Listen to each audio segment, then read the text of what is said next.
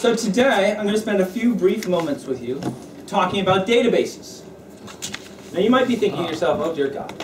First off, that sounds geeky. And secondly, what do I really care about databases? Well, on the first topic, sorry, it is geeky. There's nothing I can do about that. But on the second part of the topic, something you may or may not realize is that you interact with hundreds of different databases during the course of an average day. When you go to the ATM machine and you put your card in the slot and you type in your little PIN number, there's a database that are putting those two pieces of information together and allowing you to get your money out. When you go to the grocery store and you make your purchases and you have your frequent shopper card, there's a database that's recording that you're there, that you're purchasing from that store, that you're doing it at that time, and what you're actually buying, which in all honesty is a little bit creepy. Okay, until you realize that that data is used to make sure that the things that you want to buy in the grocery store are there when you want to buy them. Later on in the evening when you go out to dinner, you pay for that meal with a credit card, and that credit card company then remembers that you went to that restaurant at that time and you spent that much money, and they will use that information to send ads to you that are tailored to the specific things that you like. When you go home that evening and you can remember that J.K. Rowling just wrote a new book, but you can't remember what the title is, and you log on to Google and do a quick Google search, Google has a massive database that they use to answer that question. When you log into Amazon to go ahead and buy the actual book, Amazon will say, hey, you bought all the Harry Potter books, now you're buying J.K. Rowling's latest book. Other people who did that, they also like this other author. Maybe you should check them out. That's another database at work. Okay? When you get up the next day, same thing's going to happen. Our lives are intertwined with a variety of different databases. So it's important for you to understand how databases work. So let's talk about databases for a brief moment. What is a database? Sounds like a good place to start, right? Well, a database is simply just a piece of software. And it's just simply a piece of software that allows us to manage a set of data and allows us to ask a series of questions to that data and get answers. So, this is something that can get pretty boring pretty quickly. So let's, instead of getting boring right off the bat, let's go with an example. So a good example of something that has to do with a database is your home address. So if you think about it for a brief moment, an address, we like to think of an address as a block. Yeah, this is my address, right? Well, let's break it up. Okay, and break it down to its individual components. It turns out that a home address probably has about 5 components to it here in the US. You're going to have the street address. Potentially you're going to have an apartment number. You're going to have the city, the state, and the zip code. So there's 5 components to it. Databases love information like this. Now if my home address was going to be put into a database, first they would create what's called a row. Okay, that's the Jim Anderson row. Then on that row, they would put the different components of my address. And for each component of it, they would create what's called a column. So there would be a column for the street address, a column for the apartment number, a column for the city, the state, and the zip. So hopefully you have a good mental impression of what a database sort of looks like. It's a series of rows for each one of the addresses, and then it's a series of columns for each component of the address. It's no more complicated than that. So, how would you actually use an address? Well, let's say, so my address is now in the database. Let's put your address into the database. That means we'll create additional rows. In fact, let's put everybody in the local areas, name and address, into our database. Well, we've got a pretty big database now, right? Tens, maybe even hundreds of thousands of rows in our database. But we still only have 5 columns, right? Well, great, we've got a database. Cool, we're all done. Well, that's, building a database is a lot of fun, but really that's not the power of a database. The power of a database is being able to use it. Let's say that you own a grocery store here in town, okay?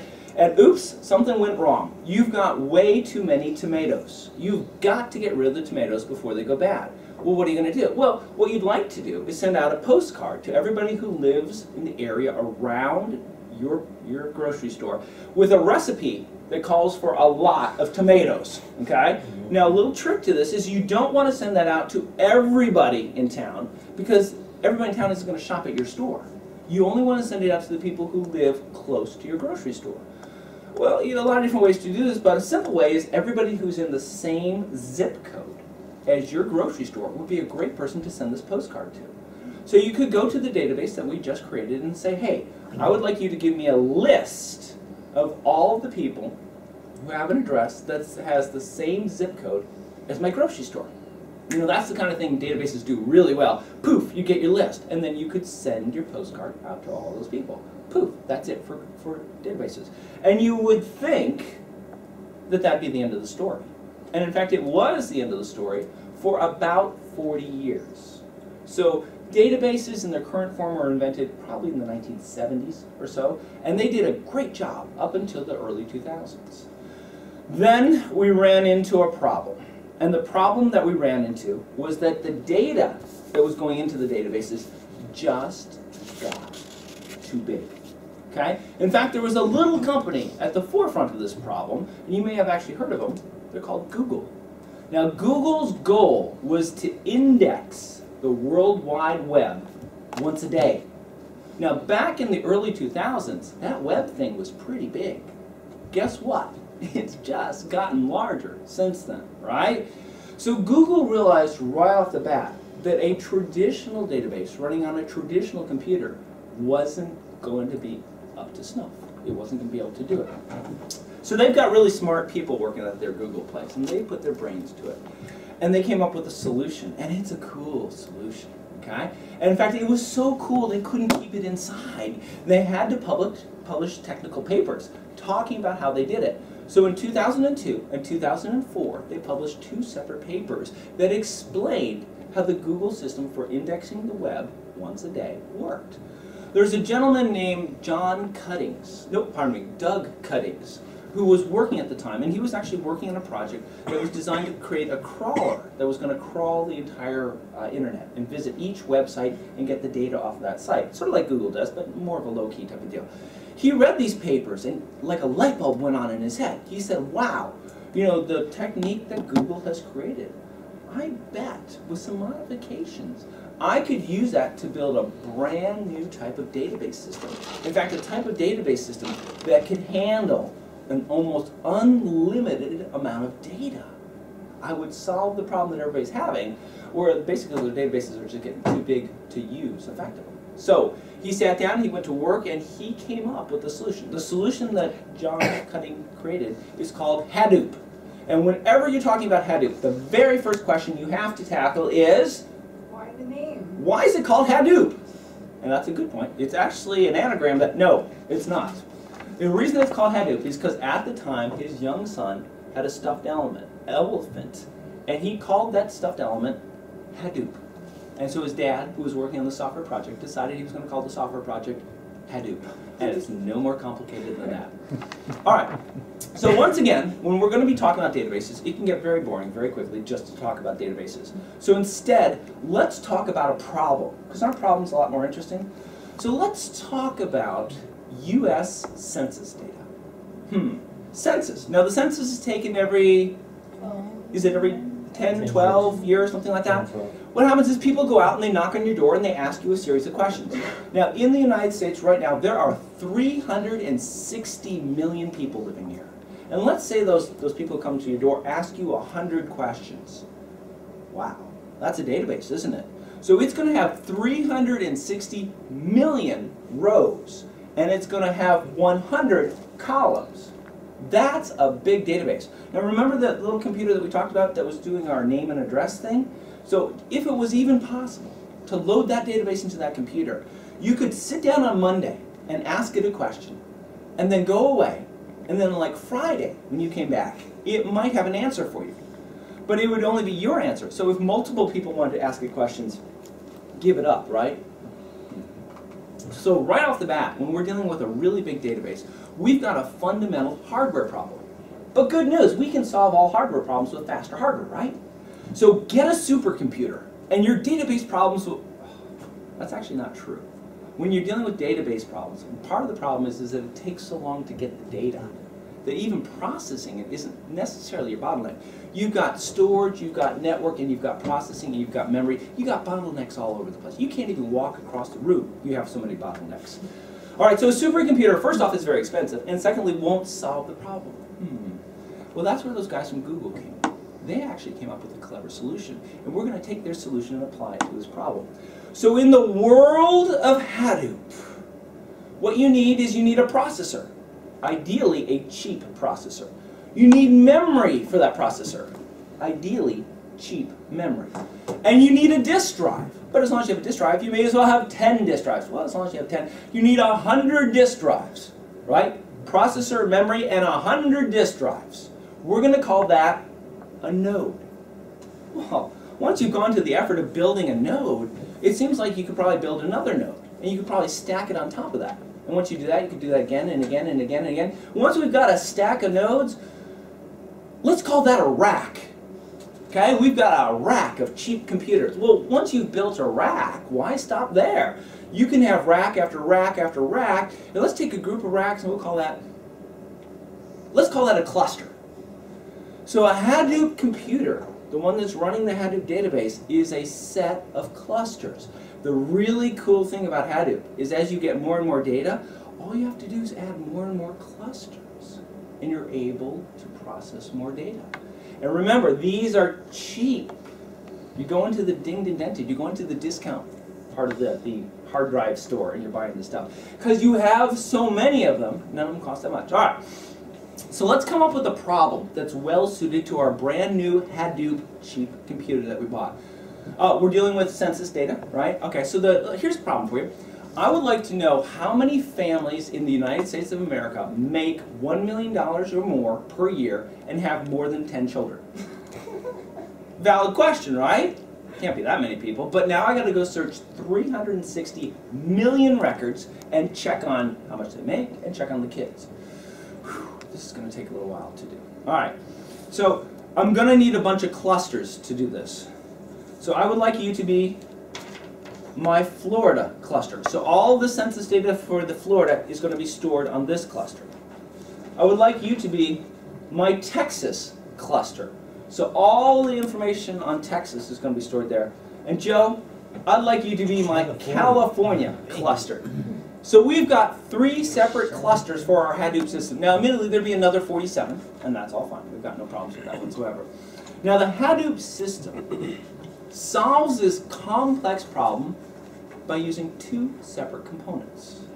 The first component is called the Hadoop Distributed File System, which is great because when you're at your next cocktail party, drop that little gem on whoever you're talking to, and the conversation is over at that point in time. So really, it's a fancy name, but here's the gist of it. When you've got a massive amount of data, the question is, where are you going to store it? Well, excellent question.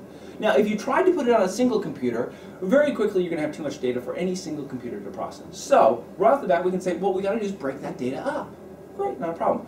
1,001 different ways to break data up. The way they break it up in a Hadoop system is they come up with a concept called a storage unit. I'm going to get geeky. I apologize. A storage unit is 512K bytes in size, which is pretty small. Now, storage units all gathered up into something called a file unit. Geeky again, sorry. A file unit is 64 meg in size, and file units is what Hadoop deals with. So what it's going to do is it's going to take your US census data, break it up into a series of 64 meg chunks, and then it's going to distribute it out among the different clusters. Here's where things get really interesting. I'd like to remind you that the clusters that we built were cheap. Now, cheap means what? Cheap means we're going to have failures. Things are going to break. We didn't really get a Mercedes here, okay? We've got more of a Yugo type of system. But the Hadoop designers realized that from day one. So what they said is, hey, listen, when you put your data on a cluster, we're not just going to put it there once. We're actually going to put it there multiple times. In a Hadoop system, the default is 3. So each file block, each 64 meg bit, is going to be stored 3 times. What that means, if any component, any node of it fails, I'll have 2 backup copies. No big deal. I can go on. Okay. So now we've solved our storage problem. You need a lot of storage, right? Because it's your database times potentially 3. But that's fine. Disk drives are cheap. No big deal. Now, our next challenge is how are we going to answer our question? What's our question again? How many families in the United States have more than $1 million from each year of income and have 10 children or more? Okay? Well, we want to get our question answered. Well, what we're going to have to do is there's another part of Hadoop called MapReduce. This is a cool piece of software. What this does is it takes your question and then it farms it out to each cluster. It says, hey cluster, with the data that you have, see what the answer to this question is. So, for our Florida cluster, what would the answer be written on that sheet of paper? 5. 5. For our Texas cluster, what would the answer be? 10. For our California cluster, what would the answer be? 20. 20. Excellent. So now each cluster knows their answer. Now one of the clusters is picked basically to be the boss cluster. Joe, you're the boss cluster. And all the other clusters pass the results of their query to him. Thank you. Thank you. Now the boss cluster at this point in time says, hey, I know it all. But this, these individual values, that's not what the person asked. And the boss cluster uses its superior computing power to come up with a final answer. Joe, in the United States of America, based on the latest census data, how many households are there in basically Florida, Texas, and California in which their household income is over $1 million and they have 10 or more children? That's going to cost you more storage. 35. 35 is the answer. Poof, and we're done. Now, an interesting thing about this is because the data is stored on each cluster in a fixed size, 64 meg, right? The amount of processing time it takes on that node is exactly the same.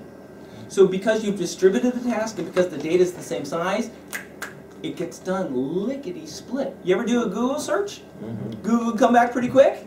Hadoop works.